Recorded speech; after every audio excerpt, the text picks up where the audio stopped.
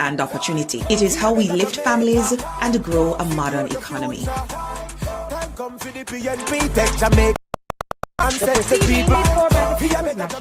The following is paid for by the People's National Party. Yeah, every month my parents still know one nothing, bro.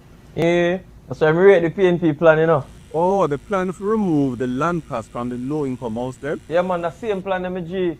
House price are drop both are ground.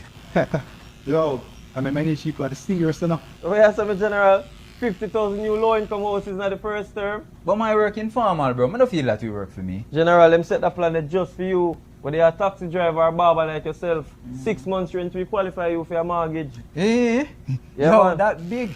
Yeah, man. Plus, young people are trying to get a house for the first time. First time owners, 45 and under. I will get 500,000 grand towards your housing deposit. How much you can use it to walk in a house? 45.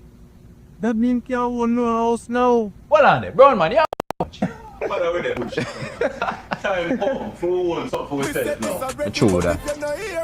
The proceeding was paid for by the People's National Party. The following is paid for by the People's National Party.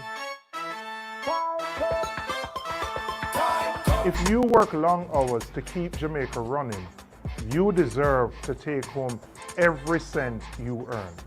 For too long, our police officers, firefighters, security guards, and hospitality workers have been taxed on their overtime and gratuities. That ends with the next PNP government. We will remove taxes from overtime pay and service charges. Because if you give more, you should keep more. You put in the extra work. You go beyond the call of duty. Your sacrifice should be rewarded, not taxed. It is time for fairness. It is time for respect. Jamaica, time come for a better life. The proceeding was paid for by the People's National Party. There comes a point in each person's life where they are tasked with an important decision. A decision that may affect not only them, but also the country. Change gon' come, yes it will. A decision to keep things the way they are.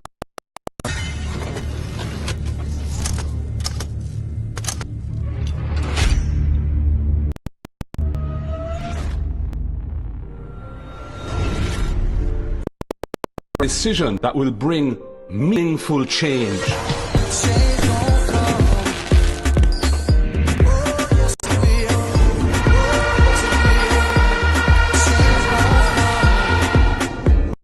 We choose change to provide wide access to homes and ownership, for good health care. There's a travel advisory issued by the U.S. State Department advising of the poor state of hospitals and the prohibitive costs associated with accessing private health care. And access to quality education from early childhood, tertiary level. A change to decrease crime and give our youth a chance. A change from unfulfilled promises to renewed trust. A change from corruption to good governance. If I were in your position, I would take for myself and hand over to someone else who is not compromised. We choose a Jamaica that is run democratically, not autocratically. We choose a Jamaica where if you break the law, you pay the price, no matter who you are. If, like me, you truly want a better future for all Jamaicans, not just a few, then make the decision to choose change for yourself, for your family, and for Jamaica.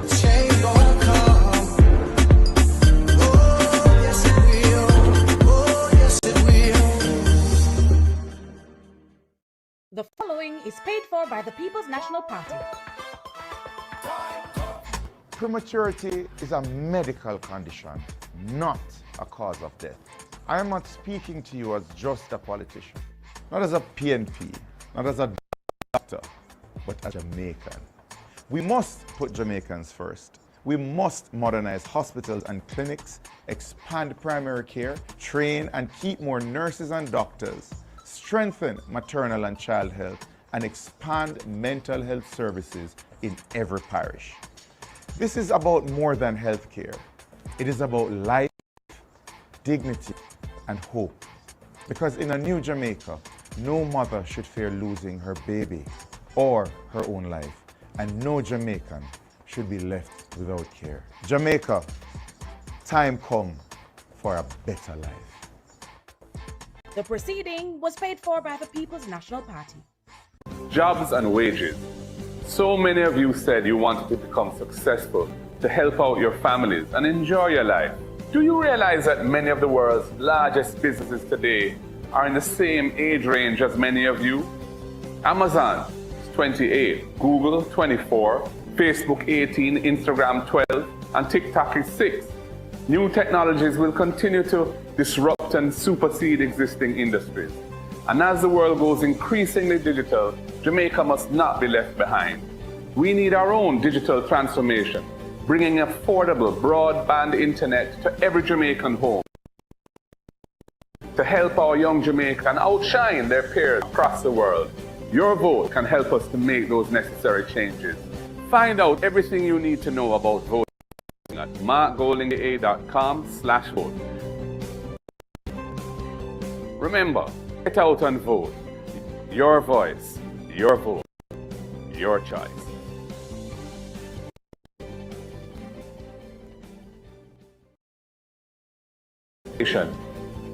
Education is the best antidote to poverty, passing from this generation to the next. Your vote can help to make tertiary education more accessible to everyone. Your vote can help eliminate the requirement of a parent for students to access a student loan. It can help to cap student loan payments a manageable percentage of your actual income so that the state, not you, the student, bears the risks of low pay or unemployment. And you lose your job and you're unemployed, we will suspend loan payments and tack them to the back end of your loan without any penalties. That's what your vote can do. Find out everything you need to know about voting at markgoldingja.com/vote. Remember, get out and vote. Your voice, your vote, your choice.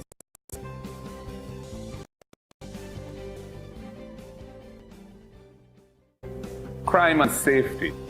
Your future depends on the right measures for crime being put in place.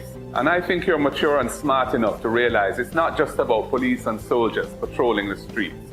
It has to start with healing ourselves and our communities, giving our at-risk youth a second chance to become productive citizens. Many of you will know a young person that the education system failed, who, if he or she had that second chance through mentorship, training, remedial education, and job placement, could become a positive contributor to our society instead of chopping and pushing badness. Time come to use your vote to change that. Find out everything you need to know about voting at markgoldingja.com/vote. Remember, get out and vote. Your voice.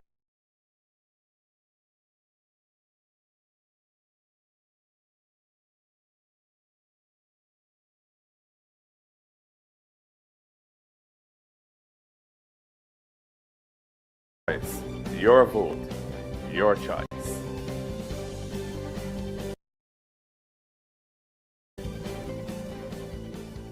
Name of candidates and symbols representing each candidate. Mark an X beside the symbol of the candidate of your choice using the pencil provided. If you're unsure about any part of your ballot,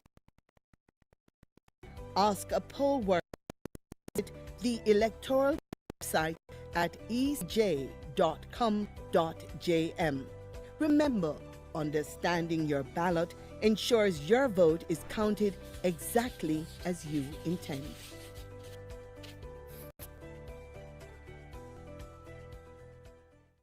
The law protects the secrecy of your ballot. Election day, you must make your ballot at a voting booth. Follow instructions and fold your ballot so that your mark isn't exposed. Be careful. If you expose your mark, your ballot will be declared spoiled. No one should ask you to expose your mark. This is a criminal offense.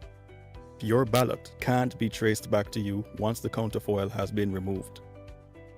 Don't break the law and don't let anyone influence you to do it. Your vote is secret.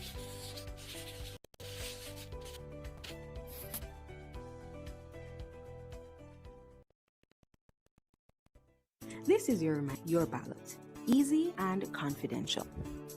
When you receive your ballot, take a moment to read it carefully. Mark your ballot clearly with an X beside the symbol of the candidate of your choice.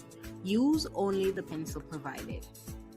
Make sure it is visible. Once you're done, fold the ballot as instructed and return it to the presiding officer. Your vote is your voice. Make your mark, make it count. Hey Jamaica, are you ready to make a change? Time to get involved and vote in the general elections.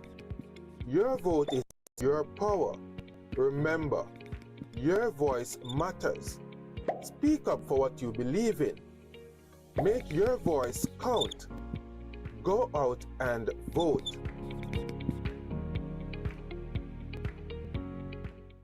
Election campaign financing legislation empowers all Jamaicans to know how election campaigns are funded. All gifts, sponsorships, and monies donated to a political party or candidate must be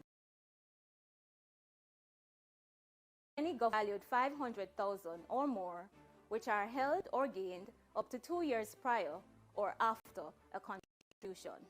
Candidates, political parties, and contributors who fail to disclose of an offense and liable to charges and/or a term of imprisonment. Message from the Electoral Commission of Jamaica. Welcome to the General Elections Debate you by the Jamaica Commission. In association with Scotiabank for Ever Future, Kendall, the taste of quality, Flow, NCB, Arc Manufacturing, Water, JN Group, Lasca Foundation, Pan Jamaica Group, Miss Bertie, HL Homes, and VM Group. Tonight, we focus on the economy. Our moderator, George Davis.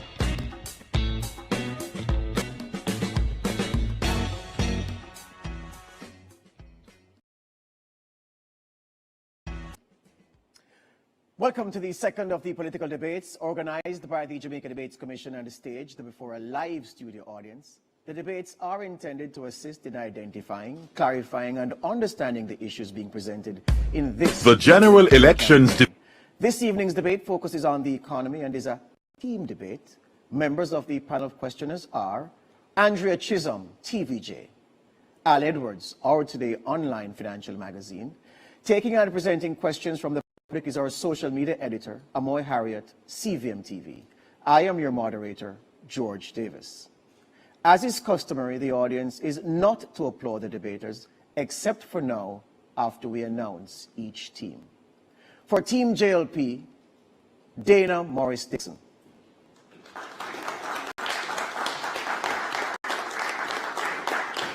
For Team PNP, Julian Robinson.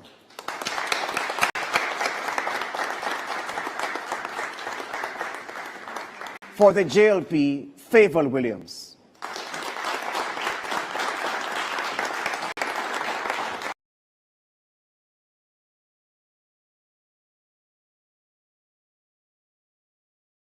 For the PNP, Keisha Anderson.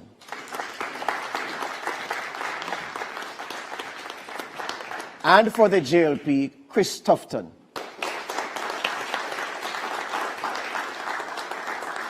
And for the PNP, Peter Bunting.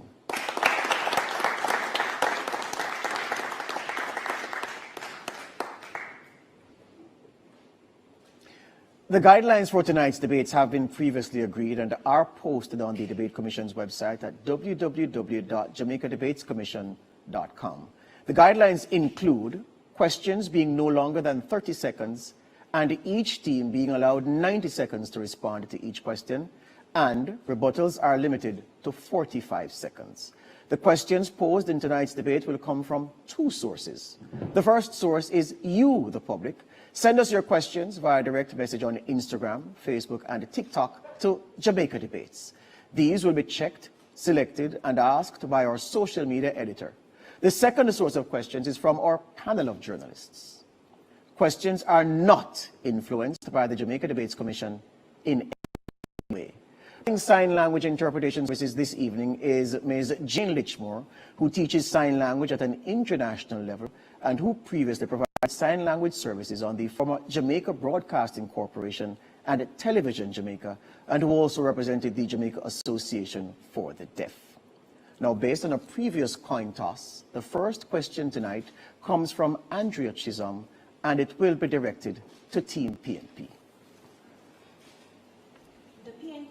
Promised to move the income tax threshold to $3.5 million starting April 2026 without any new taxes. How much will it cost? Is the timeline realistic? And which programs will be adjusted to accommodate the increase? Thank you for that question, Andrew. We are committed to implementing the 3.5 threshold starting April 2026. This will be funded from revenue growth, which currently, based on the 1% growth, is projected to generate an additional revenue of $140 billion over a 3-year period. Additionally, we expect within the envelope that exists in the budget has 4 main components. You have debt servicing, you have salaries and wages, you have the capital budget, and then you have the programmatic budget. As a political party, we would have our own priorities, and we will look at the programmatic budget and make adjustments there. But we will begin implementing the 3.5 million threshold April 2026. However, there are other programs that we have announced that once we assume office, we will immediately, within the envelope that exists for programs, see how we will implement them. For example, ensuring that every needy child gets a hot meal per day. The first in family who goes to university to have a full scholarship. And also the $500,000 grant, which will be given to young first-time owners. So we are going to ensure that we do this in a responsible way fiscally without affecting the budget. Thank you, Team PNP. Thank you, Team JLP, your rebuttal. Lies, lies, lies. It cannot be done without imposing new taxes on the backs of Jamaicans. Your 3.5 is the biggest political scam since the history of Jamaica. It cannot be done. You were the people who said when we introduced the 1.5 that it couldn't be done. It would wreck the budget. How do you get from 1.5 to 3.5? It's 3.5 now, right? It used to be 2.3, 3.2, all over the place. Can't be done. All right. Andrew would like to use the first of her 2 follow-up questions. From 14 PNP, I did not hear the cost of the proposed increase in the threshold, nor the programs to be readjusted to accommodate the increase. The cost of the increase in the threshold would be $55 billion.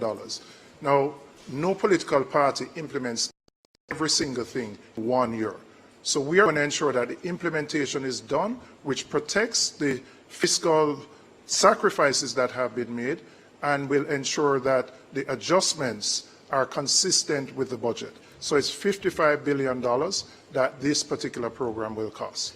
And in terms of the readjustment of programs, that is something that we will do once we get into office. When we look, we have priorities which are different from the current government's priorities. And we will make those adjustments within the envelope of $360 billion, which currently exists for programs in the Thank budget. you, Team PNP. Team JLP, you have a rebuttal, 45 seconds. Well, first of all, I think we have to be careful about what we hear from that side, because they have been flip-flopping on the issue of income tax threshold and for some time. Their leader has said one thing, then he said he wasn't sure, then he said he wants to do another thing. The principle of increasing the threshold is something that is desirable. Let us be clear, because we did it. We were the ones who came with 1.5. We're moving now to 2.0. And indeed, we are the only government that have reduced taxes in several ways to benefit the Jamaican people. The challenge is the practicality of their solution.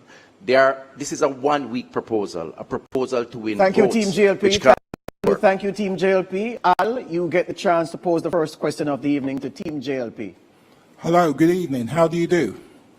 On Sunday, the JLP promised to reduce income tax to 15% over a phased basis if it secures a third term in government.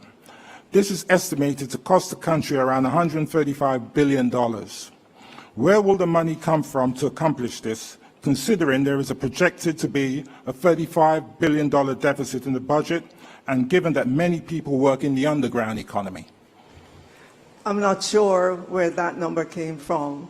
Our number, based on the technocrats who did it, put it at between 25 to $30 billion.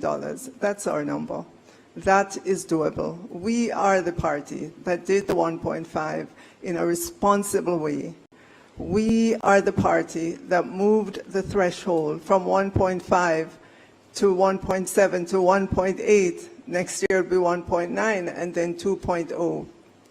We know how to handle the tax affairs, the revenue affairs of the country, and we are going to move with this in a responsible way over time, ensuring that we continue to give back to Jamaicans. You've seen us do the reverse income tax, you've seen us do a number of initiatives, all with the goal of ensuring that the Jamaican people get back monies in their pockets so that they can provide more for themselves and their families. This administration has been very much the administration that's pragmatic.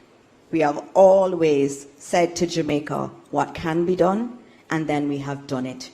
We did it with 1.5, and we're doing it again with 2.0, and also our other proposal in terms of 15% income tax. We never say what we cannot do, unlike Thank our you, Team opposition. JLP. Thank you, Team PNP. Your rebuttal. 45 seconds. I want to remind the country that the 1.5 that they boast about cost the country $31 billion in new taxes implemented by the Jamaica Labour Party. The Minister of Finance is saying her estimate is 25 to 30 billion. She's applying the same pro box maths that she said you can use $2,000 a month for buy a pro box. The most conservative estimate for their program to reduce the income tax rate is $68 billion. So where do you get your maths from? Tell the country, how will you finance it? Which programs will you cut? Where will the money come from? Thank you, Team PNP. Social media has a question, Amoy.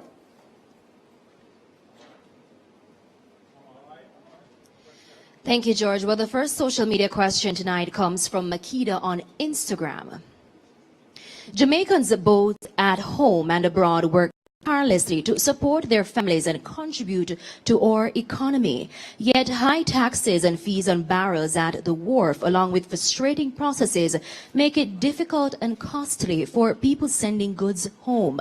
If selected to serve, what specific and measurable actions will your party take to reduce these costs and simplify these processes? Team PNP, 90 seconds. Thank you. Thank you. We note the developments in the U.S. and other territories as it relates to remittances, and we're observing the situation.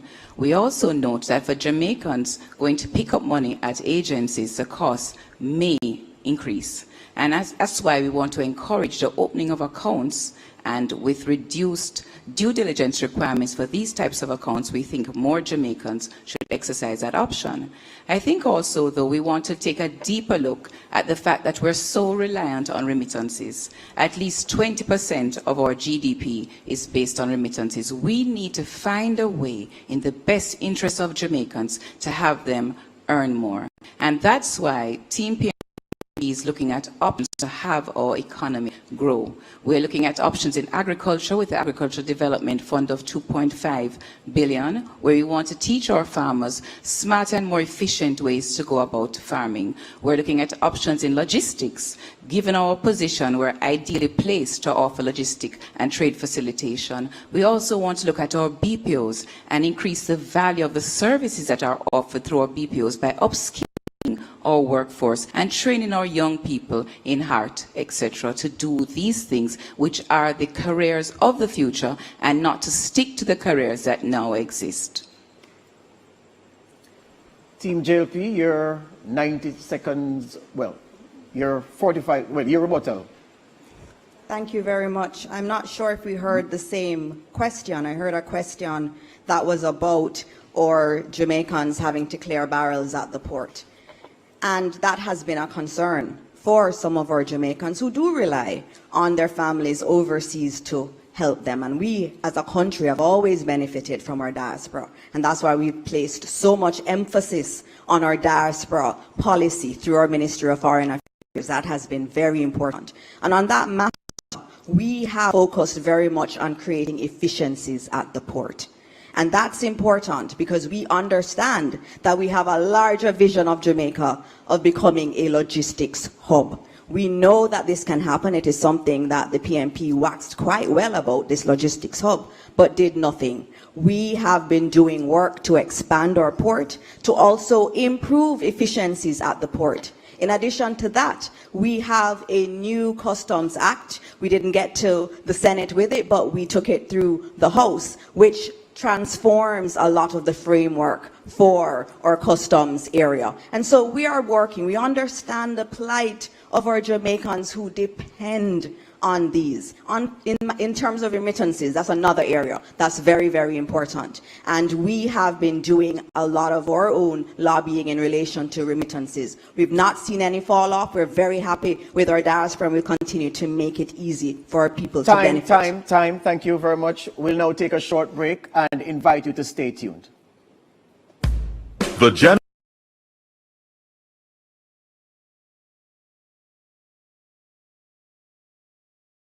General elections debates are presented by the Jamaica Debates Commission. Watch, listen, decide, vote. Tomorrow's success will depend on the decisions we make today.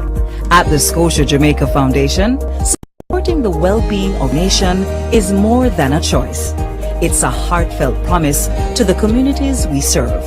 By empowering individuals and organizations, we are revitalizing communities and creating a more sustainable world for every future.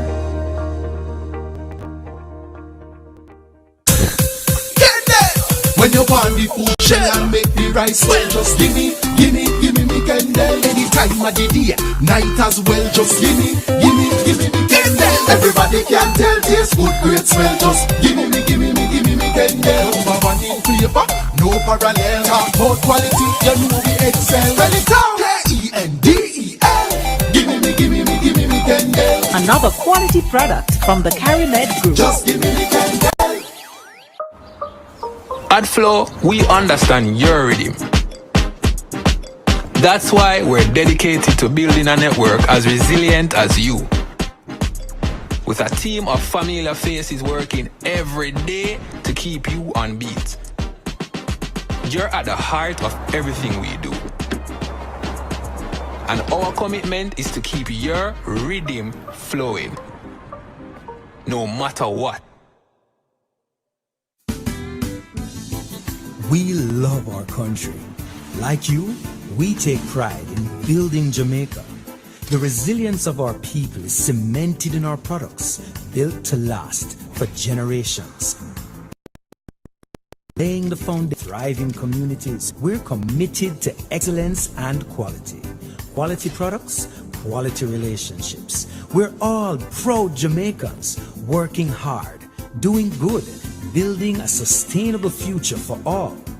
That same unbeatable spirit runs through us. We are ARC Manufacturing, made of Jamaica. This This is your reminder on how to mark your ballot. Easy and confidential. When you receive your ballot, take a moment to read it carefully. Mark your ballot clearly with an X beside the symbol of the candidate of your choice. Use only the pencil provided. Make sure it is visible. Once you're done, fold the ballot as instructed and return it to the presiding officer. Your vote is your voice. Make your mark, make it count. If you want $10,000 to spend this summer, what would you spend it on? Something nice? Something unforgettable? So theme park or all inclusive? Ask the experts. If I win, you're not gonna see me in the same outfit twice. Mommy, I got it covered. Tuition, everything. Masters, here I come. Invest in your future and celebrate while you're at it. Promotion ends September 14. Conditions apply. Team, we need to pass the ball quicker. Much quicker. And you need to make sure too. I'm the coach. And I'm the assistant coach. No. Your job is to bring the water and keep us hydrated. Matter of fact, where's the water? I've got it, coach.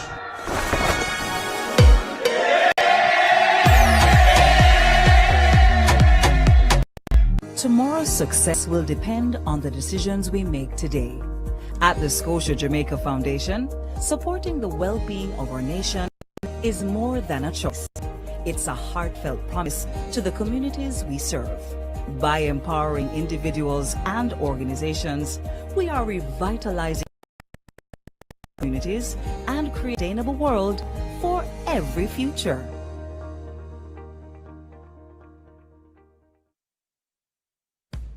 The general elections debates are presented by the Jamaica Debates Commission in association with Scotiabank for every future, Kendall, Taste of Quality, NCB, ARC Manufacturing, Water, JN Group, Lasco Foundation, Pan Jamaica Group, Miss Birdie, and L Homes, and VM Group. Watch, listen, decide, vote. Welcome back to the Economy Debate by the Jamaica Debates Commission. To send us your questions via direct message on Instagram, Facebook, and TikTok, send them to Jamaica Debates. Well, we now ask Andrea Chisholm to start this segment with a question for Team JLP. The public sector wage bill consumes close to 50% of tax revenues. The Independent Fiscal Commission has recommended the reintroduction of a cap on public sector wages as a percentage of GDP. But in March, the Standing Finance Committee of Parliament was told the cap was not being considered. Why was the recommendation ignored? For the public sector wages, I know when you look back in history, there used to be, it calculated as a percentage of GDP. With our current fiscal rules and our debt to GDP rule, those are the two kind of guardrails that we use on the budget to keep everything in line. If we do that, if we keep that focus on our debt to GDP and on our fiscal balance, then everything in the budget will align, and it would not be necessary, it has not been necessary to keep a cap on the wage bill that way as a percentage of GDP. And as a matter of fact, one time in our history it was done. When you look back, maybe it was only one time that ratio was ever reached. So there's good faith and confidence in the fiscal balance rules and the debt to GDP in order to help us to keep everything in line in the budget. Can I also quickly say that this government has done the boldest move to reform and restructure the public sector. First of all, we had 300 different salaries packages, 180 different allowances were consolidated into 16, and it has taken time. We need that time to sort that out. Jamaica's debt burden, Jamaica's tax burden, 29% of GDP, is the highest in the region. our middle class has been hollowed out by a generation of belt tightening. It is time that our nurses, our teachers, our police officers, our public servants get to enjoy some of the benefits of years of tight fiscal management. It can't always be that when it comes time for the people to benefit, we are talking about managing fiscal rules, etc. We will observe the fiscal rules, but we believe we must do a social transformation for the people. Time, thank you very much. Question for Team PNP, Al.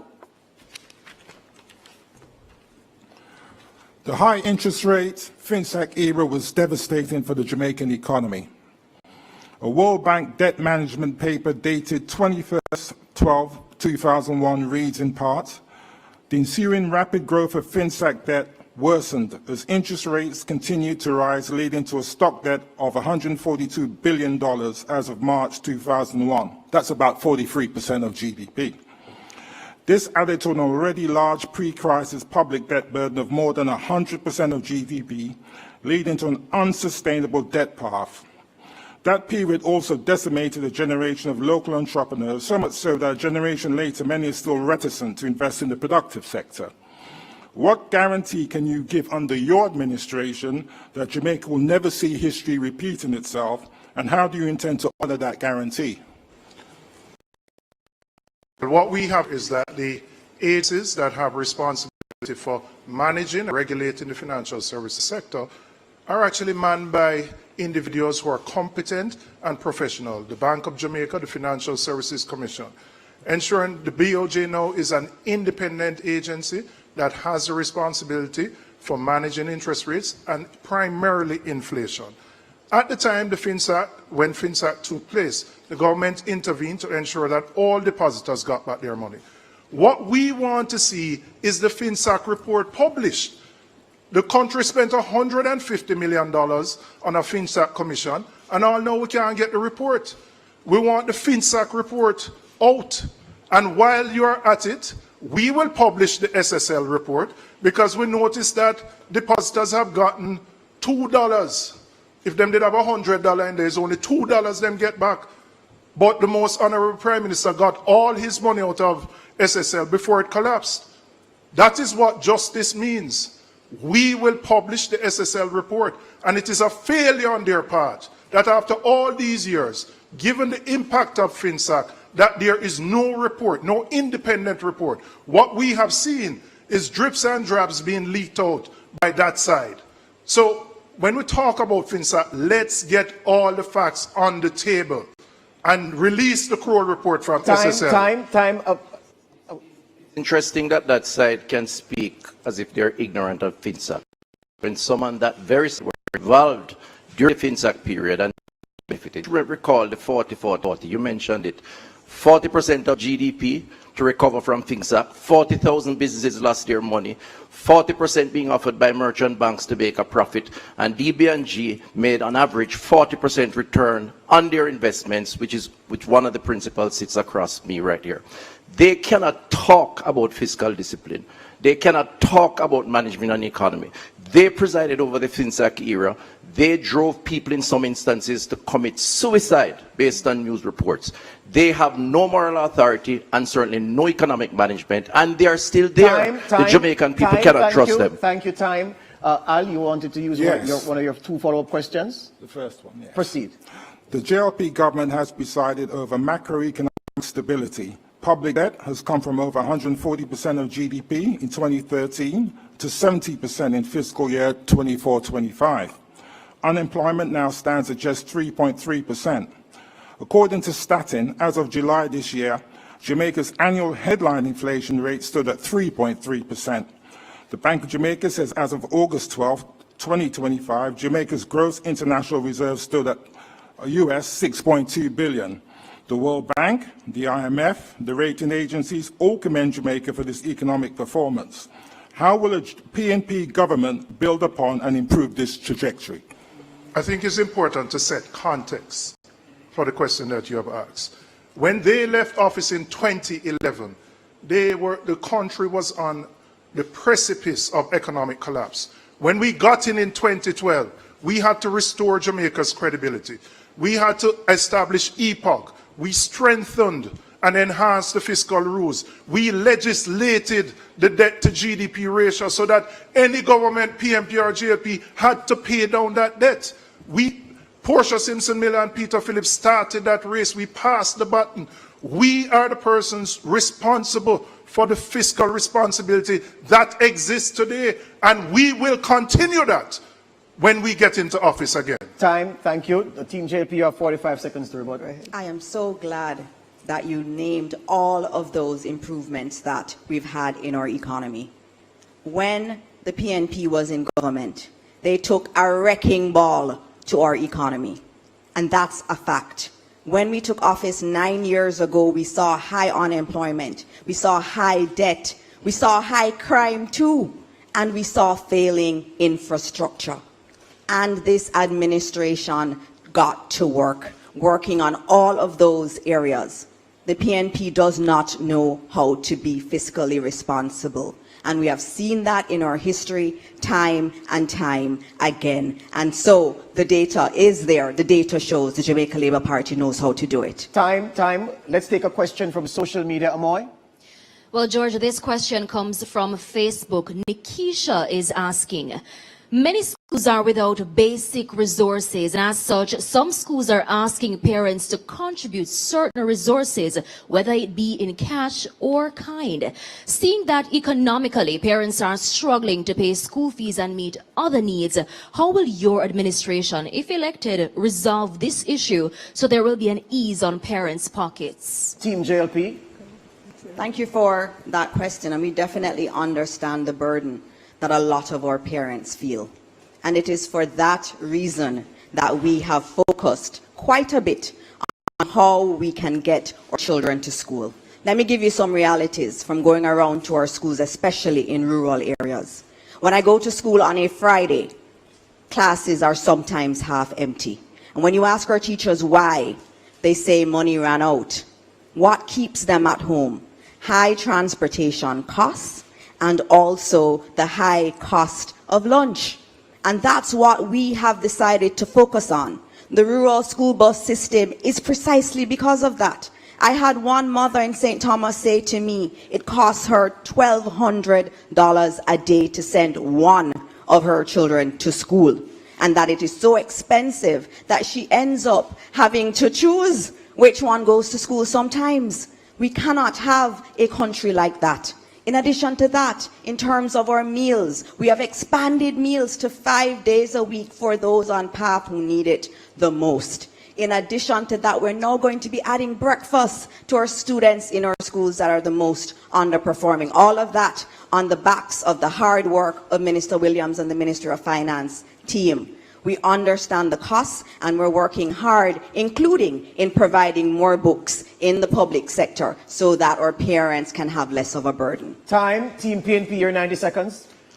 Chris, you're correct that DBNG was a very successful company. And it was a publicly listed company that our audited financial statements were open to the public. So everyone knows where Peter Golding and Mark Golding got wealth from. You and your Prime Minister cannot say the same. Now, in terms of our arrangements for public transportation, particularly rural school transportation, that school bus system was a political gimmick. We cannot be buying new trucks to transport garbage, and we're buying 15-year-old buses to transport our most precious cargo, our children. That was just an opportunity for somebody to eat our food. Let us be clear about that. It was totally unsuitable. In deep rural communities, we cannot afford parallel transportation systems, a school bus and a system for adults. So what we have proposed is a subsidy of $10,000 per month per child for those parents who need it, for those children who are unable to attend school 5 days a week. What we have proposed is a hot meal every day for those children who need it. That is real progress. I'm surprised too, Peter, that the Minister of Education is speaking as if she didn't know all of this. Time. Andrea, your question for Team JLP. The requirement for a 12-year experience in law enforcement was removed from the January 2025 job advertisement for the position of Chief Technical Director, Financial Investigations Division. Why was the law enforcement requirement removed? I want to make it clear that on the job description for the head of the FID, there are a number of different qualifications that an applicant could have. There were at least 6 different skill sets that that applicant could have. When the whole process of going through recruiting was done outside of the Ministry of Finance and the Public Service, and they went through a very public recruitment process. The job was advertised, interviewed. No one qualified to be accepted. Normally, in the course of advertising for jobs, if you go out once, if you go out twice, and you see that you're not getting the skill set, the particular skill set, and the job description allows you to be flexible, then obviously, as a responsible HR person looking to fill the position, then you would do that. That is what was done. There's nothing underhanded about it. It was all transparent. And we have a very competent person heading the FID currently, and I look forward to continue working with him. Team PNP, your rebuttal.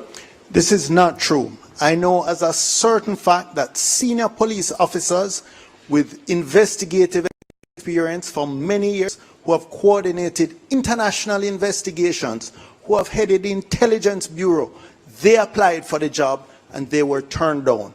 The truth of the matter is it was a set hand. Dennis Chung applied for the job when he said he saw nothing wrong with in the Integrity Commission report.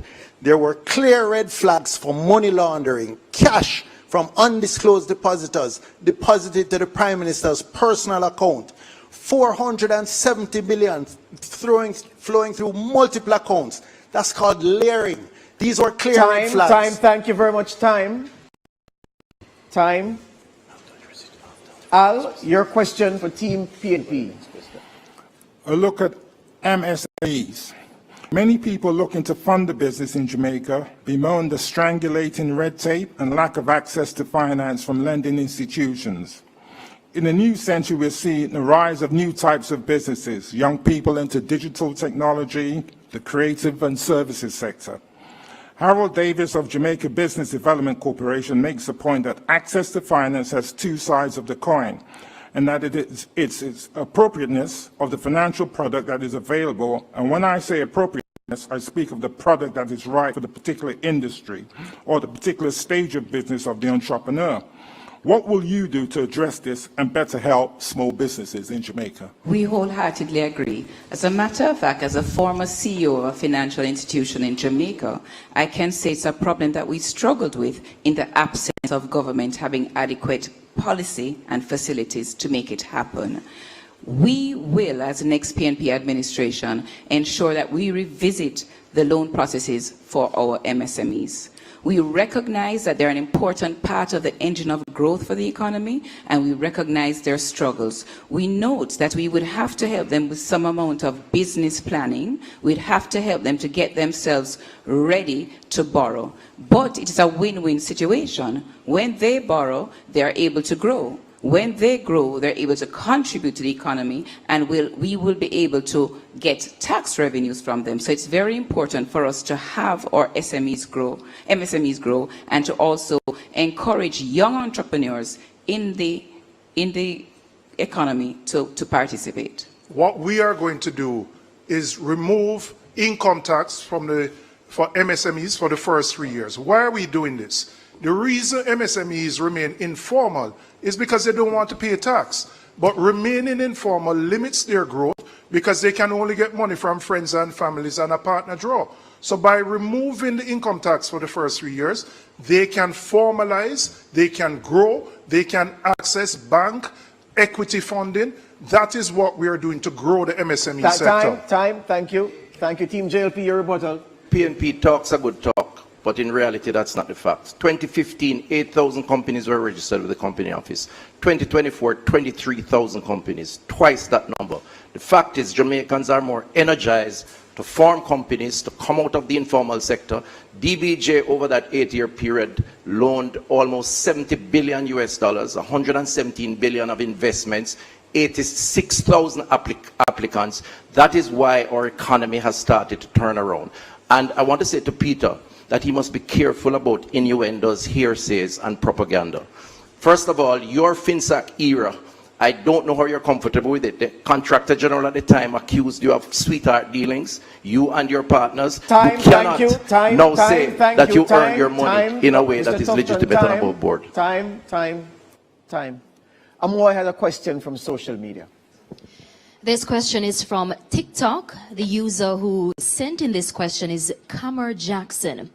Under the current administration, brain drain has become an increasingly pressing issue, negatively impacting our economy. Considering the various causes of this trend, such as limited employment opportunities, inadequate compensation, and governance concerns, what specific strategies and reforms would your government implement to address the key drivers of this problem and ensure the retention of skilled professionals? Team JLP. Thank you very much for that question, Cameron Jackson. That area of brain drain has been an issue for a long time. I saw it. I left university in 2001, and most of my classmates left this country because they didn't feel there was an opportunity.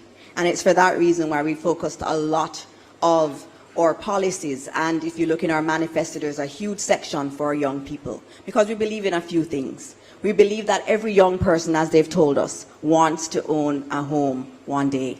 And that's why we have allocated 15% of every NHT house built to our young people who are under 35. We're also increasing employment. 280,000 more young people have been brought into the labor for providing jobs. We're looking for higher paying ones through the work that we're doing in terms of training our people. 500,000 young people have been trained since 2020 at heart. We're going to continue doing that. In addition to that, let me remind Jamaica that it is this government that has brought unemployment to its lowest level ever. In fact, the participation rate in the job market is 68%, the highest it has ever been. Under their watch, people lost jobs. They borrowed and spent, or tax and spend. Under this government, no new taxes, and jobs have been created. This is a more responsible government, and the future of young people are brighter with the JLP. Thank you. Team PNP, your 90 seconds to answer the question. Raising the tax threshold to 3.5 million, the tax-free threshold to 3.5 million, is one of the most fundamental and revolutionary things we can do to retain our best and brightest. As I said, this is a manifesto that we've put forward, not just about a campaign for the next election. This is about the next generation. We want to ensure that our teachers, our nurses, our police officers can provide for their families in the way they should. We want to rebuild the working class and the middle class. We want to ensure that buying a house, buying a car, aspiring to improve, to lift your whole generation is not merely a dream. So yes, what we have proposed is radical.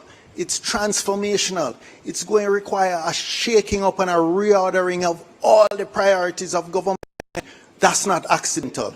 We're working for a social revolution. People are not going to elect a new government to do the same thing that the outgoing one is elected to do. When I hear them speak, I wonder which young people they're speaking about. When I speak to young people, they tell me they have no hope of owning a home. With the NHT limit being raised to 9 million, the problem is that the houses cost 40 million. There's no hope. Time, Mr. Sanders, time. We now take a short break and invite you to stay tuned. The GEL elections debates are presented by the Jamaica Debates Commission. Watch, listen, decide, vote.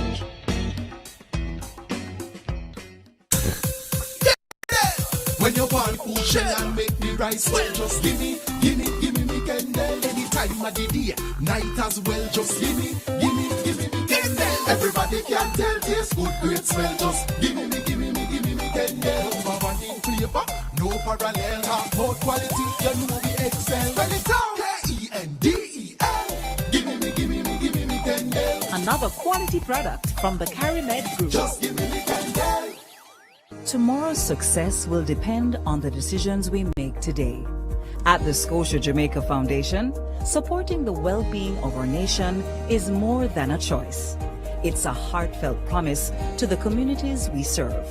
By empowering individuals and organizations, we are revitalizing communities and creating a more sustainable world for every future.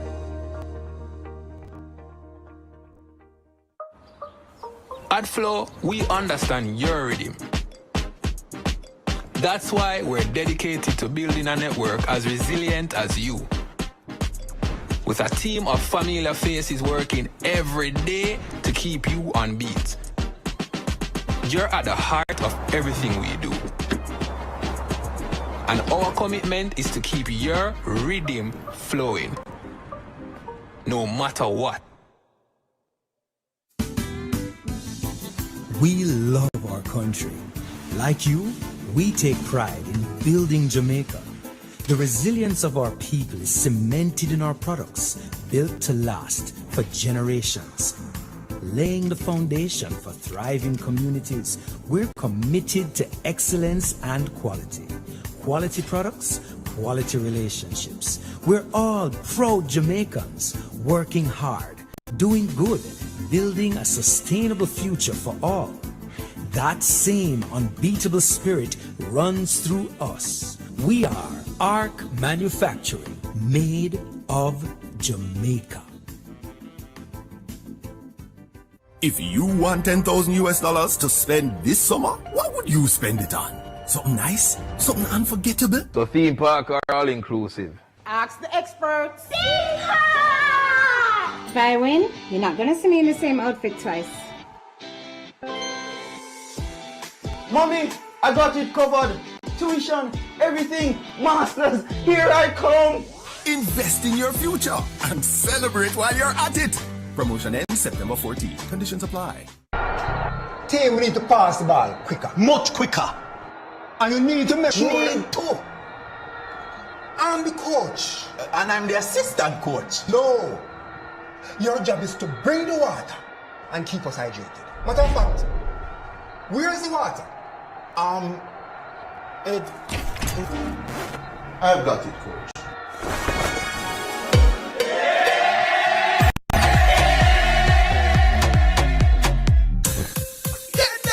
When you want the food shell and make the rice well, just give me me candle. Any time of the day, night as well, just give me me candle. Everybody can tell taste good, great smell, just give me candle. Number one in flavor, no parallel, hot quality, you know we excel. Well, it's all KENDEL.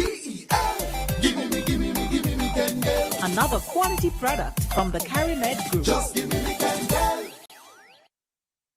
Economy debate presented by the Jamaica Debates Commission. We invite you, the public, to send us your questions via direct message on Instagram, Facebook, and TikTok. Send them to Jamaica Debates. We'll now ask Andrea to start this segment with a question for Team PNP. Described the 0% in year one as an insult to public sector workers. The party says they have looked at the budget and fiscal policy paper and will do better for the public sector workers if elected. What percentage increase would a PNP administration propose? Well, the first thing I'm going to say, we are going to treat public sector workers with respect and dignity. I won't talk to the JTA president like the Minister of Education and say him performing at his conference. That is disrespect. Disrespect is when you need to get a meeting, you have to get restive and threaten strike action. The fiscal policy paper has, in its first year, 9%. In the second year, 6%. In the third year, 6%. They have offered 0. That is not an offer. We will do better. But by lifting the income tax threshold to 3.5 million, we are easing the pressure. We easing the pressure on our nurses. We easing the pressure on our policemen. We easing the pressure so that more money will be in their pockets. They have a history of dealing with civil servants with disrespect. You right now have 2 sets of civil servants in the same office doing the same thing and earning different salaries. A whole set of anomalies that arose from the public sector compensation review. They haven't addressed it. There's supposed to be a meeting tomorrow with the JCTU and you cancel it. They are the ones who treat them with disrespect. We have a history of working with our public sector in the interest of this country, and we will continue to do so. So when we come into office, it will be better than 0% because there is money in the budget to provide better for public servants. Team JLP, your rebuttal. This is a government that has given the public sector the largest wage increase in the history of Jamaica. What did the public sector know under the PNP? Wage freeze after wage freeze after wage freeze. We are committed to continue negotiating with our unions. Negotiation is a process. We still remain at the table. Our Prime Minister has indicated that we will get to a point that is satisfactory for the public sector workers and for Jamaica as a whole. We remain committed to the public sector workers. Thank you. Al, your question to Team JLP. In fiscal year 2013-14, the then Minister of Finance, Peter Phillips, balanced the budget. Minister Phillips met the targets for the primary surplus and the budget deficit. The JLP said at the time, including you, Minister Williams, that the then PNP government was preoccupied with passing the IMF test and not the people's test. Can it be said of this JLP administration that it is preoccupied with reducing the debt instead of growing the economy and passing the people's test? We are passing the people's tests. If you look at what we have done, what we have achieved, all that we have achieved, we have done it for the people of Jamaica. Look at road, look at new jobs created, look at the level of inflation, look at the number of houses that are being built. We are going gangbusters. Every day we wake up, it is to grow the economy. During our administration, we have grown the economy. We have had 33 quarters of growth, interrupted only by COVID and by Hurricane Beryl. We wake up every day to ensure that this economy expands so that there are opportunities for our men and women in the society.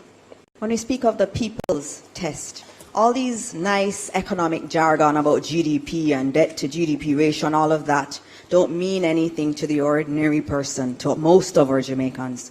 What they think about is how is everything that we're doing affecting the quality of their life. We're giving more water. 350,000 more people have water. 280,000 more jobs created. We are improving the quality of life of our people. Team PNP, your rebuttal. What I want to ask every Jamaican, is your life better? Can you afford the same things you used to be able to afford? Do you have to choose between paying your utilities, buying food, or buying medication? Is your life better? The lived reality, notwithstanding the macroeconomic numbers of most Jamaicans, is a struggle to put food on the table. When you go to the supermarket or the corner shop, you pick up things and you have to put it back down. If you suffer the misfortune of going to a hospital, you have to sit down on one chair for 2 or 3 days. And what we have seen at Cornwall Regional, it moved from 1.5 billion to 25 billion. That is the waste that we will eliminate so we can put money back in the hands of the Jamaican Thank you very people. much. Al would like to use this second and final follow-up question. Al. According to the World Bank, the Jamaican economy average annual growth over the last decade is around 0.8%. Why is this? And what will you do to get it to around 5%? Thanks for that question. Thanks for that question on growth.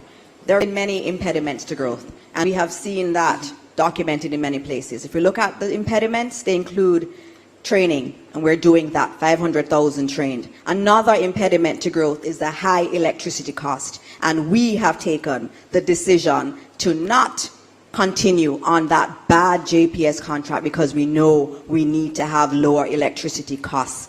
In addition to that, infrastructure is another impediment to growth, and that's why we've spent so much money on fixing our roads, providing internet access across this country, and improving our investments in technology. We understand that in order to bring the growth rate up, we are going to have to do these things. You have 45 seconds. What they haven't spoken about is how corruption has impacted that growth. How our foreign direct investment has moved from 900 million in 2015 to 300 million today. That 11 of them are under investigation for illicit enrichment. I, Julian J. Robinson, can categorically state, I am not under investigation. Can the three of you say that? We need growth. We understand the assignment now. We have consolidated our economy. We have to improve the outcomes in education, which have been poor.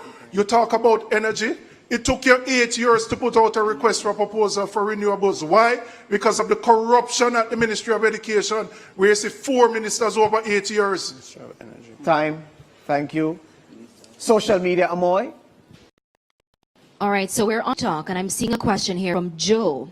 Policies often target low-income earners, while high-income earners are generally believed to be able to manage on their own. What in your plans directly supports middle-income Jamaicans who are caught in the squeeze? Team PNP. So, the contrast between the JLP's approach of reducing the income tax rate for everyone versus the PNP's approach of lifting the threshold is a prime example of that. The cabinet ministers and the prime ministers will benefit the most from the reduction in the rate of income tax. Police officers, nurses, doctors, security guards, public servants, those who are at the rank and file of the police level, everyone who earns under 3.5 million will be the major beneficiaries of our program. That is what differentiates our approach from theirs. They talk about prosperity. It's prosperity for them and their cronies. When we talk about putting people at the center of our policies and programs, it's because we want to lift everyone. We want to lift those at the bottom. We want to build out the middle class. We want education to become a bridge from one generation to another to move them to another level in society. And we will continue to lift the standards of the majority of the Jamaican people. The income tax threshold, we're going to remove tax on overtime so that our security guards, our nurses will get a break and you put more money in their pockets. Thank you, Mr. Robinson. Team JLP. The PNP does not understand how the economy works. First of all, they talk about our performance. Our performance we're very proud of. We created the lowest poverty rate in the country on record. We created more jobs with more participation in the economy on record. And while we're doing that, we are building out new industries in digital technology, in our port facilities, for logistics hub, as well as maintaining and building on the traditional industries that are there. Most persons in Jamaica today, young persons who have a skill, can find a job. That was not the case under the People's National Party. And I want to just come back to this issue of corruption, because they seem to think that they can speak about things in mid-air without any evidence, innuendos and suppositions. as if people are going to accept that. What the Jamaican people want is who is going to look after them, who will bring down crime. Peter Bunting depended on divine intervention without work. In fact, he is on record, I believe, as the only Minister of National Security who was unable to secure himself. And I am happy he's okay from that unfortunate incident in Portland. But it speaks to confidence in their policy to reduce crime. This government has reduced crime by 30, the lowest over 30 years. And this is what Jamaicans want. They felt unsafe under the PNP. They feel a lot safer under the Jamaica Labour Party. Mr. Tufton, thank you. Time. We now take a short break and invite you to stay tuned. The general elections debates are presented by the Jamaica Debates Commission. Watch, listen, decide, vote. Tomorrow's success will depend on the decisions we make today. At the Scotia Jamaica Foundation, supporting the well-being of our nation is more than a choice. It's a heartfelt promise to the communities we serve. By empowering individuals and organizations, we are revitalizing communities and creating a more sustainable world for every future.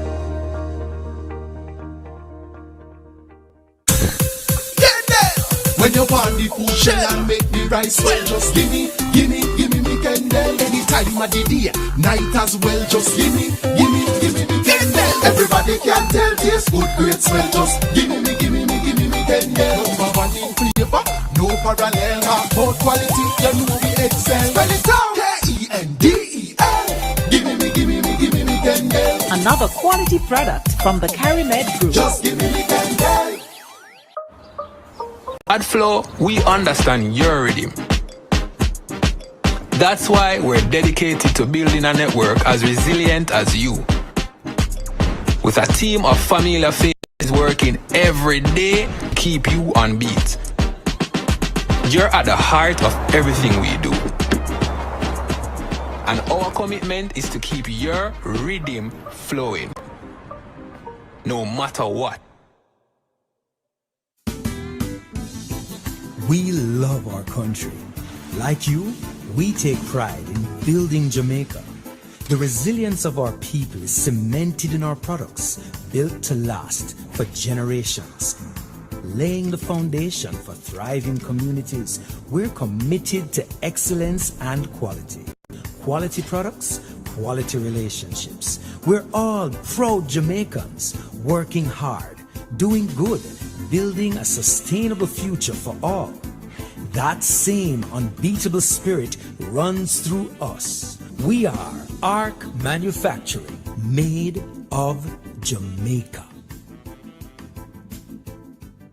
The Jamaica Debates Commission presents the General Elections Debates in association with Scotiabank, Forever Future, Kendall, The Taste of Quality, Flow, NCB, ARC Manufacturing, Water, JN Group, Lasco Foundation, Pan Jamaica Group, Miss Bertie, H&L Homes, and VM Group. See the leaders' debate between the two major political parties live August 28th at 9 p.m. It's a political must-see. Don't miss the General Elections Debates presented by the Jamaica Debates Commission. Watch, listen, decide, vote.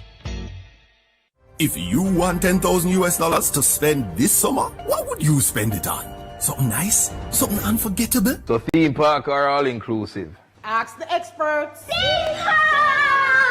If I win, you're not gonna see me in the same outfit twice. Mommy, I got it covered. Tuition, everything, masters, here I come. Invest in your future and celebrate while you're at it. Promotion ends September 14. Conditions apply. Team, we need to pass the ball quicker, much quicker. And you need to make sure too. I'm the coach. And I'm the assistant coach. No. Your job is to bring the water and keep us hydrated. Matter of fact, where's the water? I've got it, coach.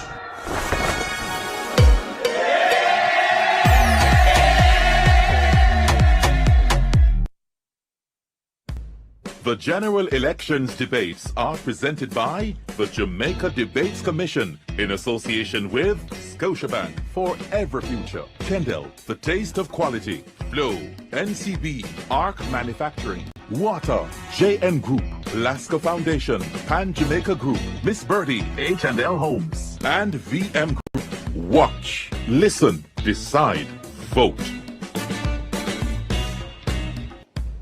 The general Welcome back to election. the economy debate presented by the Jamaica Debates Commission. We invite you, the public, to send us your questions via direct message on Instagram, Facebook, and TikTok. Send them to Jamaica Debates. We now ask Andrea to start the final segment, with a question for Team JLP.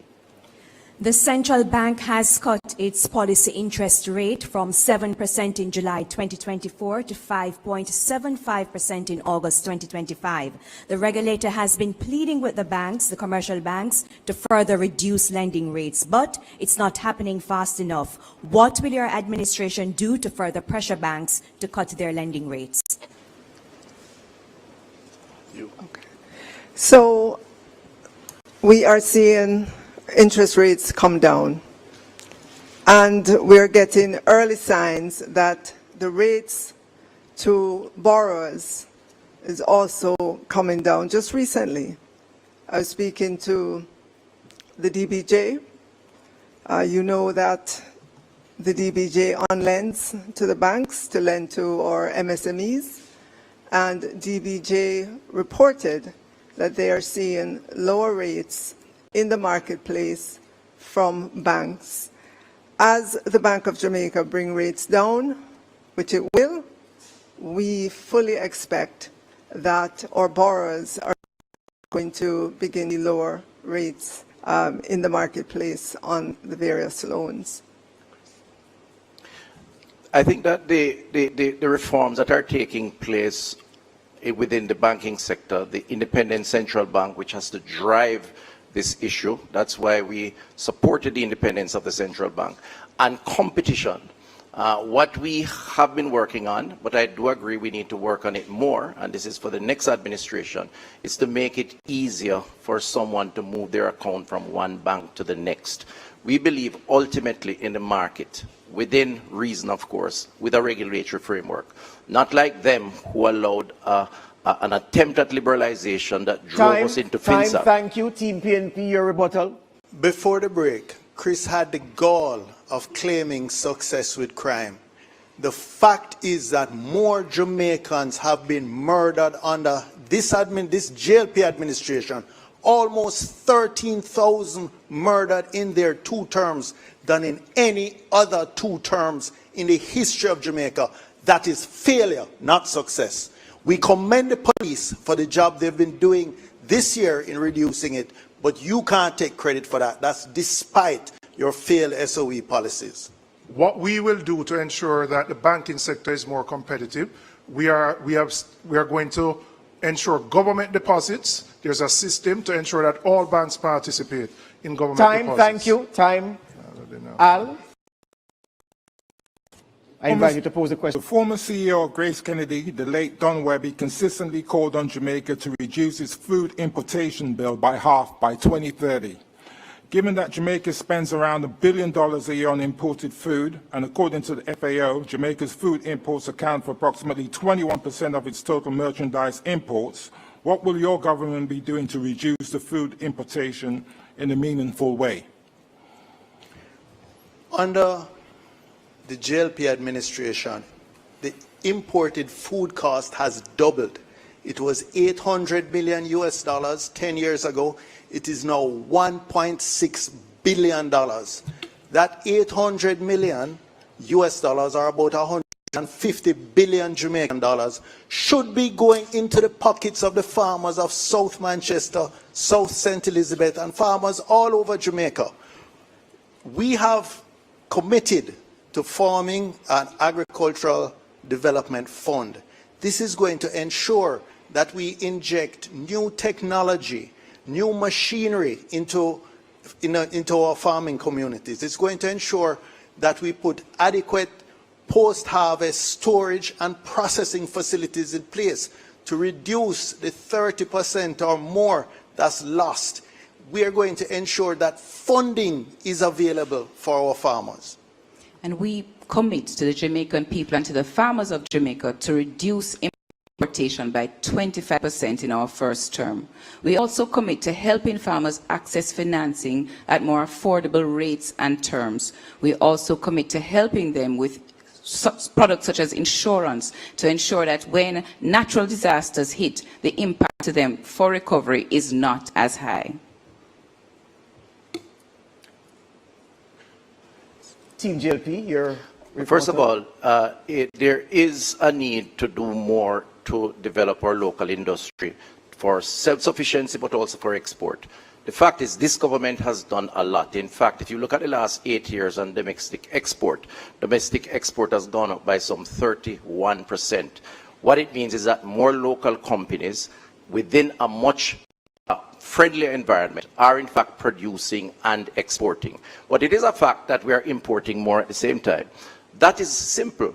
We have an economy that affords the capacity to demand more. We have a thriving tourism industry and we have a consumer who is earning more. This will contribute to a greater demand. It's a process, but it's also a sign of success by this government. Thank you. Time. Andrea, I invite you to pose a question to Team JLP. Major platforms such as Meta, Google, and TikTok are earning money and data from the Jamaican economy, but they are not paying taxes in Jamaica. What policy changes will your administration pursue to ensure that Jamaica directly collects taxes from these platforms? So we recognize that those companies that you mentioned are not paying tax to the Jamaican government.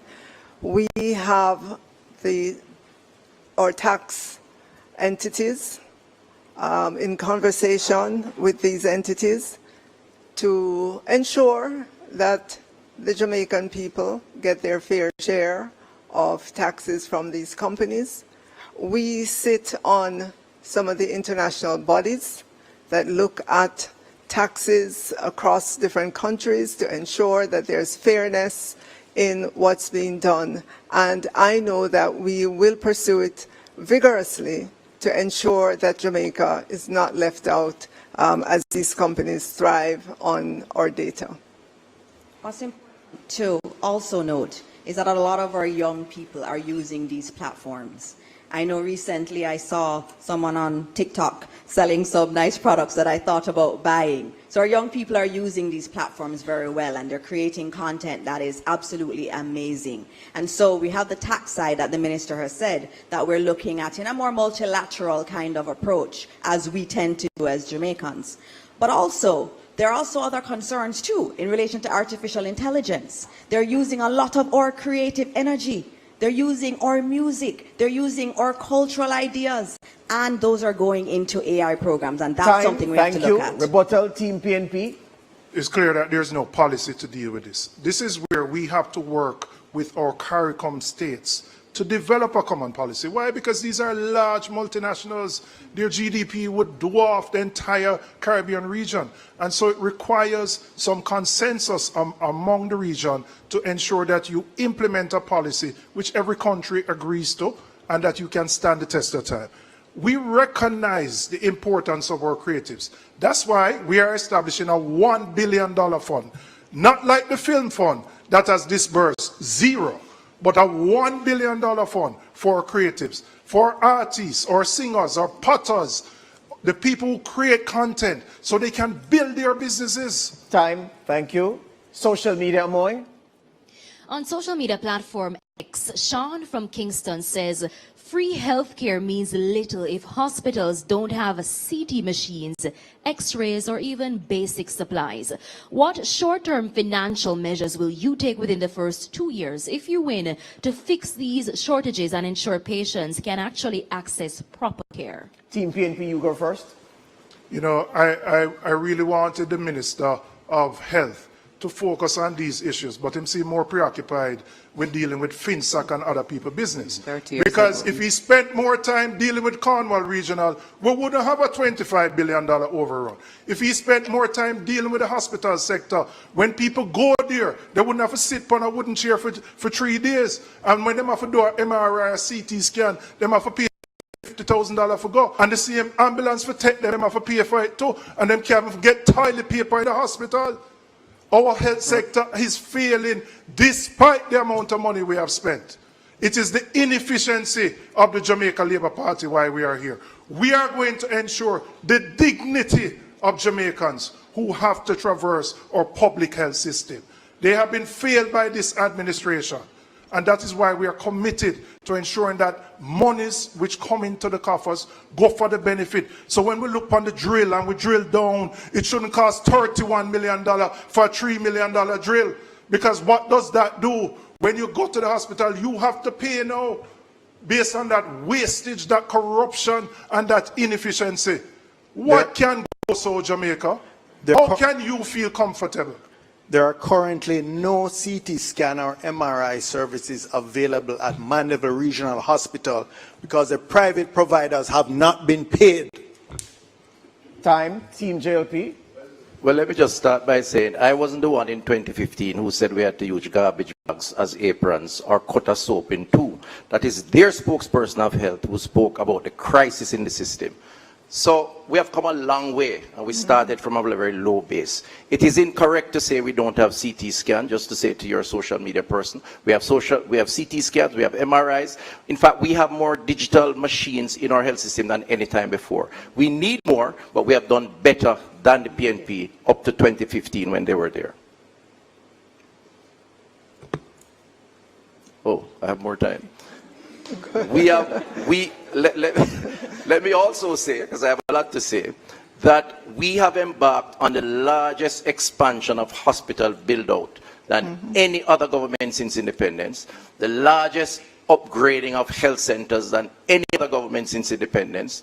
We have hired we have put in our establishment over 3,000 doctors and nurses, double the numbers of community health aides, and last year we served up 3 million prescriptions to Jamaicans on the National Health Fund.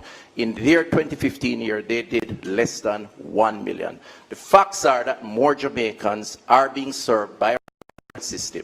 Do we need to do more? I am the first to say yes, which is why we need the next term to complete the work that we are doing. They talk about the issue, they did nothing. As far as corruption is concerned, that's innuendos and talk, no proof of that, and I condemn them for that kind of position. Time.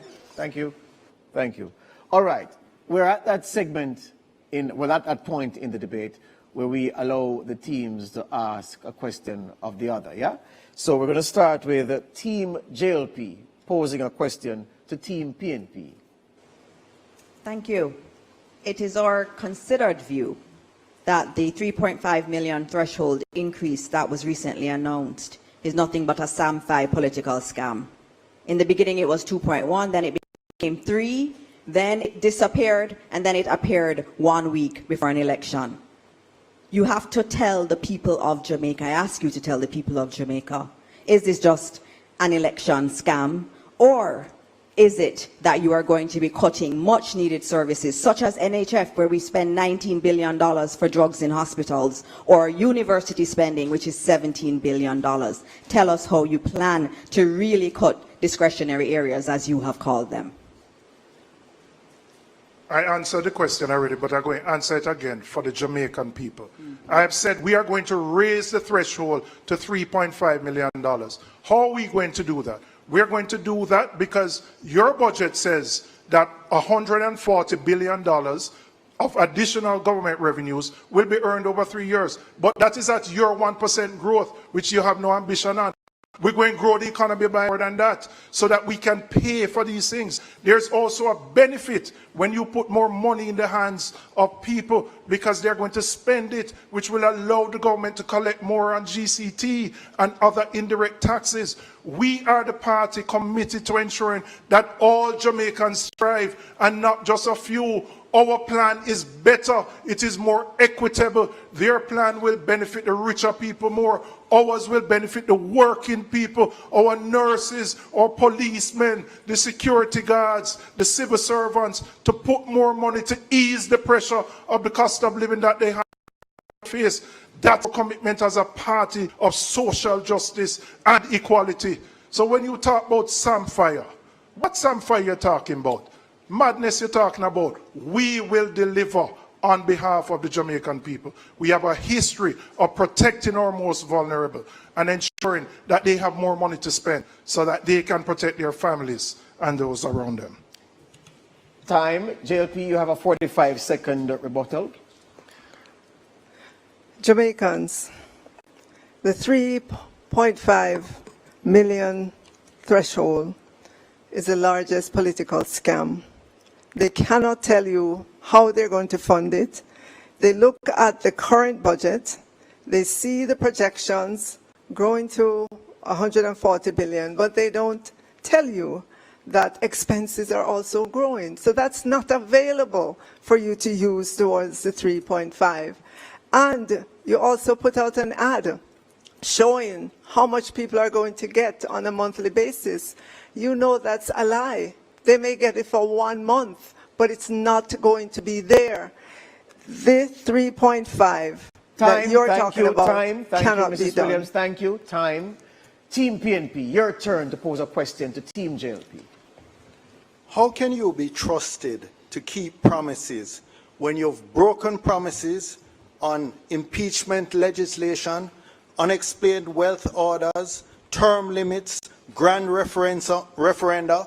You've attacked the Integrity Commission relentlessly.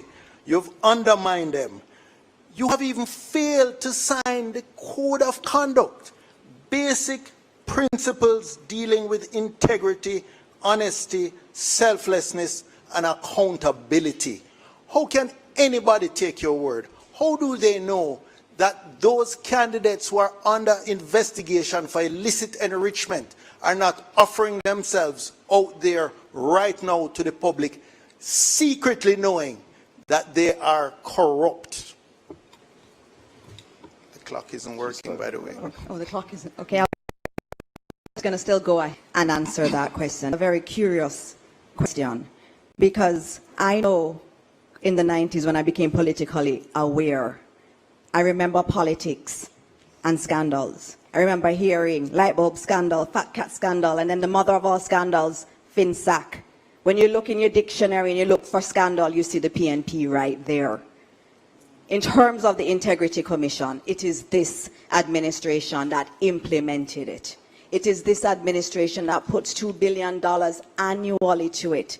It is this administration in our manifesto that says we're going to strengthen our corruption prevention mechanisms in this country. It is this administration that has delivered Jamaica's best anti-corruption score. And it's not us that said it. It is an international body, Transparency International. We have been the ones that have been taking Jamaica on the path of anti-corruption, not the PNP. In addition to that, let me just say very clearly that the Jamaican people are concerned about their lives, their livelihood, their communities, and by extension, Jamaica. They talk, we deliver. We have delivered the lowest unemployment, the lowest poverty, reduced crime despite Peter's objection by over 40%, the lowest in 30 years. Time. That is what is important to the people of Jamaica. Mr. Tufton. Time, thank you. Team PNP, you have a 45-second rebuttal. It's interesting that they say that people are concerned about their standard of living because they're talking about things that happened in the 90s. That's over 30 years ago. Young people who are listening, does that affect your life now? Yet still, they're not speaking about the scandals that young people, anybody 25 years and younger, would have experienced what happened with rural reading education, to the point that education is behind. We are celebrating as a country five subjects being attained by 19% of our children. That's 1 in every 5. Is your child one of the 5 that is attained in 5 subjects? And if your child is not, what is happening to them? Our standards are too low. What happened to the used car scandal? What happened to Petrojam scandal? And I'm sure there are many others. Come on, man. 30 years ago, we're talking about. Thank you, Mrs. Anderson. Thank you. Time. Okay. What we're going to do now is this. We're going to invite Team PNP to deliver a closing statement of 2 minutes in length. Jamaica, the current macroeconomic figures look good, but what is your lived reality? What do you go through every single day? The reality you face is that you are living hand to mouth. You are working, but you can only afford to go to work and come back based on the wages that you earn. You are working poor. 55% of Jamaicans are considered food insecure, which means they cannot afford to eat a proper meal per day. If they go to the hospitals that Chris supposed to build, them can't find toilet paper or a bed. Jamaica, you deserve better.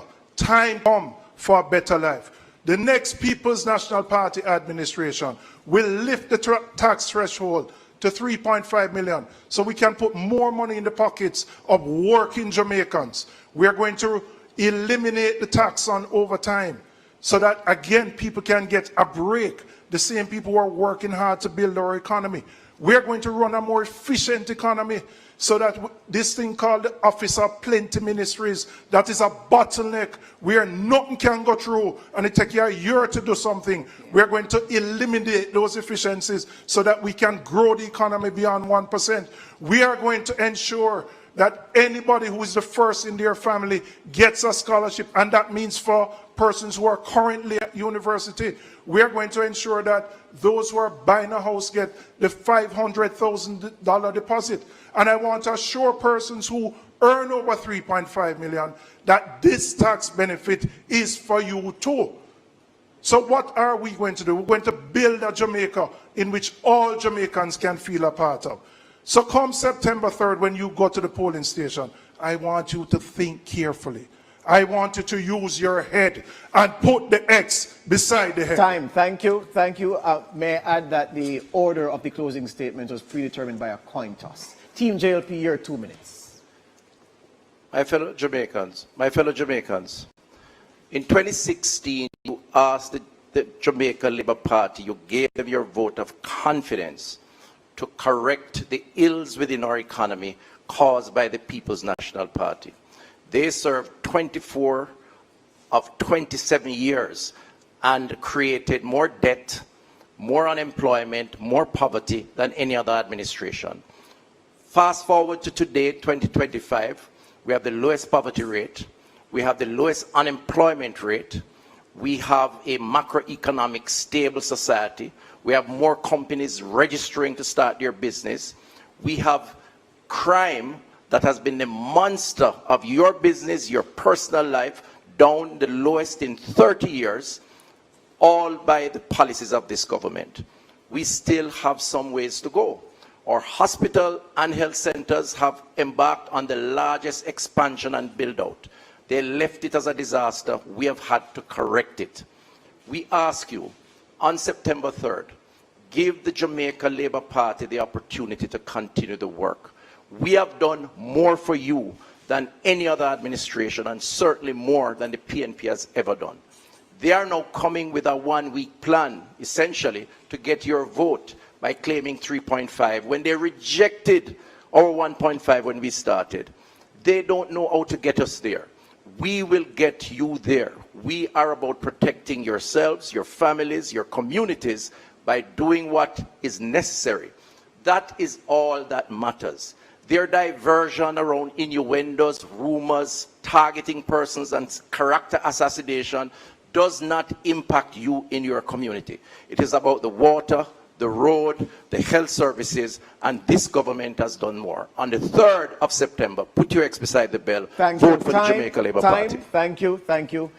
In the good spirit of the debates, we invite Team JLP and Team PNP to meet in the middle and shake hands.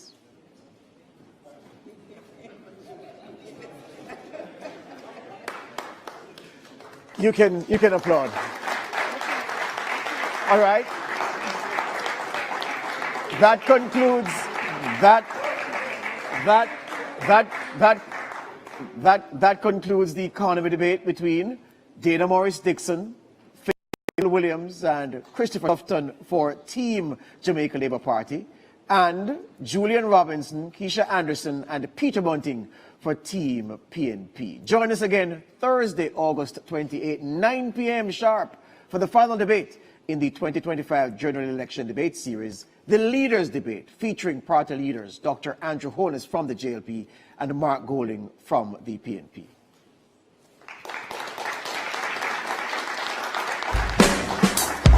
Thanks for joining us.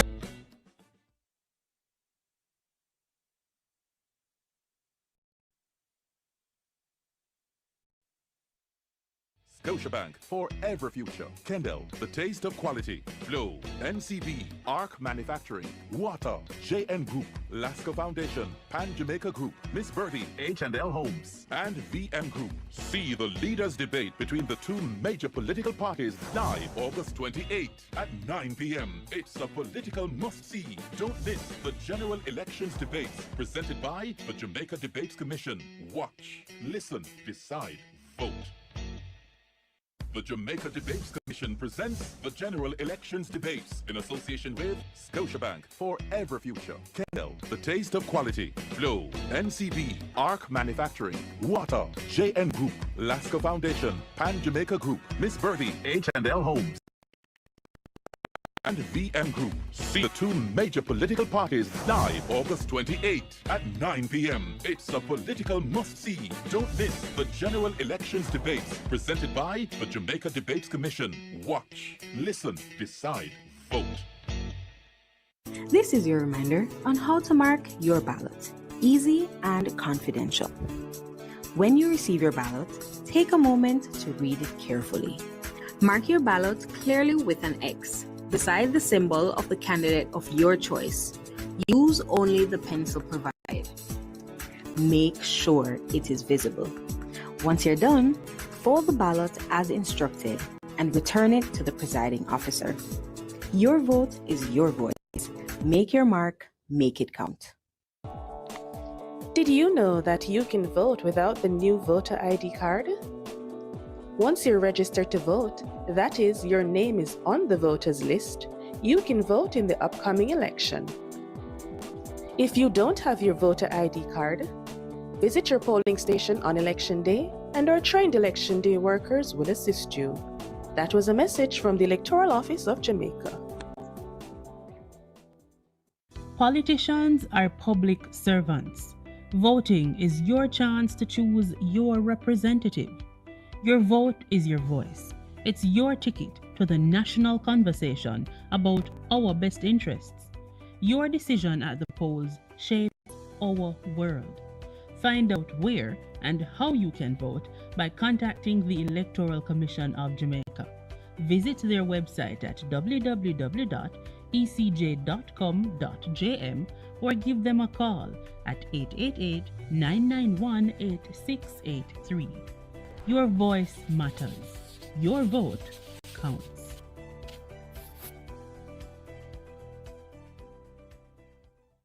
The law protects the secrecy of your ballot.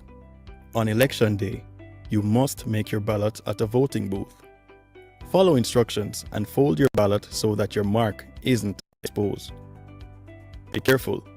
If you expose your mark, your ballot will be declared spoiled. No one should ask you to expose your mark. This is a criminal offense. Your ballot can't be traced back to you once the counterfoil has been removed. Don't break the law and don't let anyone influence you to do so. Remember, your vote is secret.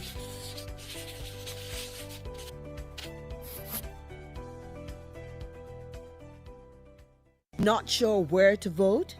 Here's how to find your polling station. To find out where to vote, call the Electoral Office of Jamaica's toll-free helpline at 888-991-VOTE. That's 888-991-8683. Or visit ecj.com.jm and click on the Check My Status feature. On election day, bring your voter ID and arrive during polling hours. That's from 7 a.m. to 5 p.m. Follow the instructions to mark your ballot correctly. Your vote is your voice. Find your polling station and make it count.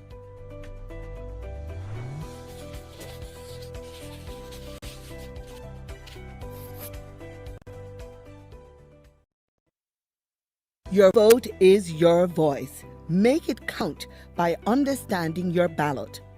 The presiding officer will instruct you on how to cast your ballot. Listen carefully as they explain how to mark, fold, and return the ballot paper. You'll be told the number of candidates, names of candidates, and symbols representing each candidate.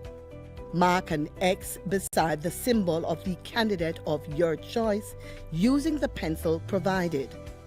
If you're unsure about any part of your ballot, ask a poll worker or visit the Electoral Commission of Jamaica's website at ecj.com.jm. Remember, understanding your ballot ensures your vote is counted exactly as you intend.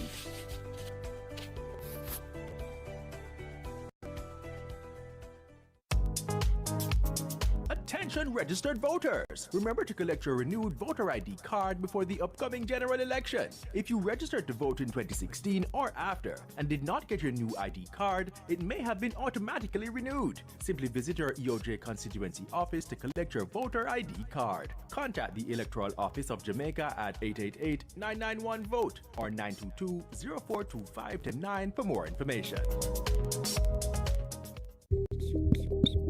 Jamaica, your vote matters.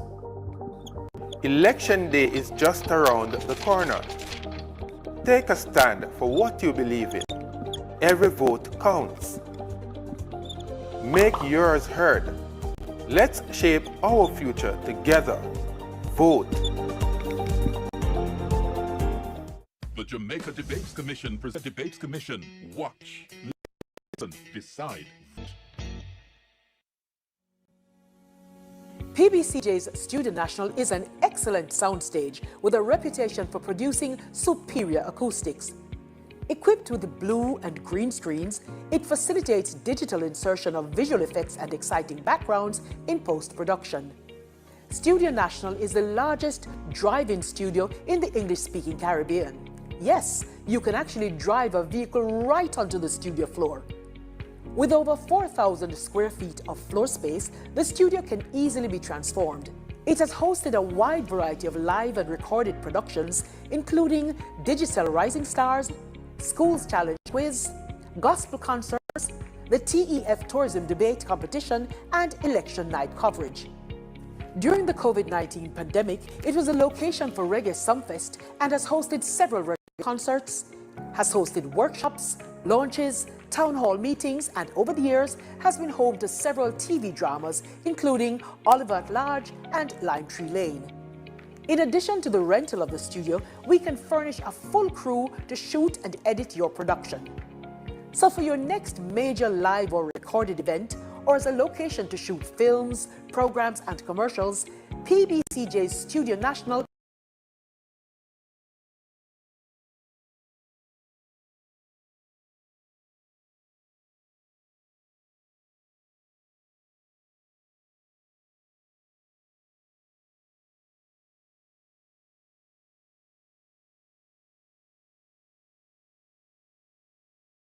It's Tuesday, August 26th. In the headlines, public invited to watch the election debates and sending their questions.